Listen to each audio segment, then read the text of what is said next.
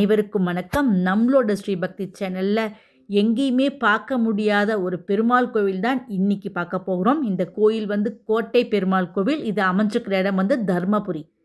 இந்த கோவில் இருக்கக்கூடிய மூலவரான பெருமாளுடைய பெயர் பரவாசுதேவர். தாயார் வரலக்ஷ்மி. நம்ம பெருமாள் கோவிலுடைய பிரம்மாண்டமான ராஜகோபுரத்தை தரிசனம் பண்ணுறோம். இந்த கோவிலுடைய ராஜகோபுரம் 5 நிலைகளுடைய பிரம்மாண்டமாக அமைஞ்சிருக்கு. இந்த ராஜகோபுரத்தில் பெருமாளுடைய அவதாரங்கள்லாம் சுதைச்சிற்பமாக வடிவமைச்சிருக்காங்க. பார்க்குறதுக்கே ரொம்ப அழகாக இருக்கும். என் முன்னாடி இருக்க தீபஸ்தம்பத்தையும் பார்க்கிறோம். இப்போ கோயிலுக்குள்ளே போய் சுவாமி தரிசனம் பண்ணலாம் வாங்க.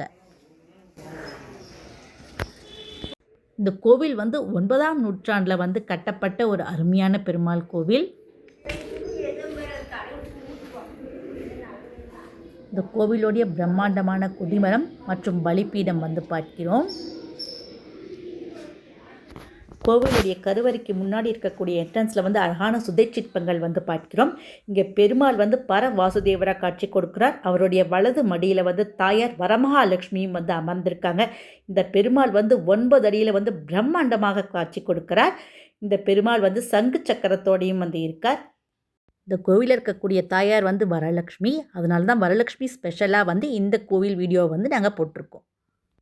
கோவிலுடைய உள்பிரகாரத்திலே ஆழ்வார்களுக்குன்னு தனி சன்னதி இருக்குது. இந்த கோவிலே சைவ வைணவ ஒற்றுமைக்கு எடுத்துக்காட்டாக இருக்கக்கூடிய கோவில். இந்த கோவிலுடைய உள்மண்டபம் ஸ்ரீவாரி மண்டபம். இந்த மண்டபத்துக்குள்ளே இருக்கிற தூண்கள் எல்லாத்துலேயுமே சிவபெருமான் மற்றும் நந்தியோடைய அழகான அவதார காட்சிகள்லாம் சிற்பமாக அமைச்சிருக்கிறது ரொம்ப விசேஷமான ஒரு நிகழ்வாக பார்க்கப்படுகிறது.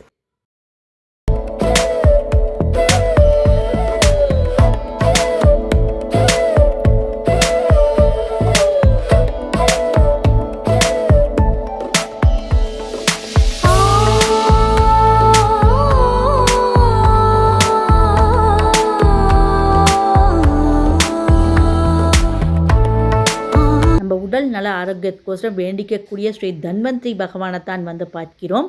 இவருக்கு இங்கே தனி சன்னதி அமைச்சிருக்காங்க.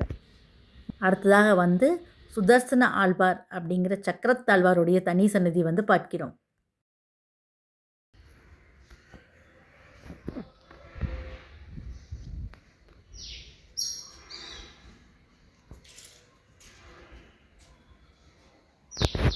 சக்கரத்தாழ்வார்க்கு பின்னாடியே யோக நரசிம்மரையும் தரிசனம் பண்ணிக்கிறோம்.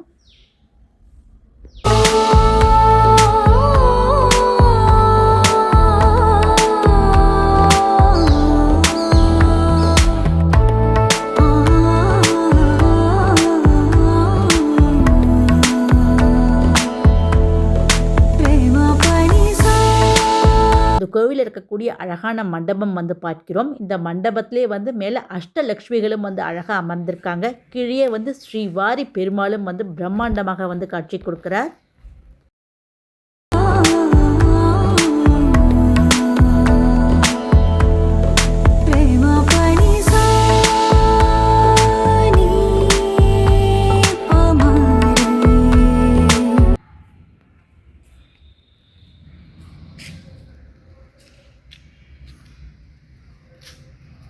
நம்ம அடுத்ததாக பார்க்கறது பிரம்மாண்டமான நாகாத்தம்மனுடைய சுதைச்சிற்பமும் பக்கத்துலேயே வரக சுவாமியோடைய சுதைச்சிற்பமும் பார்க்கிறோம்.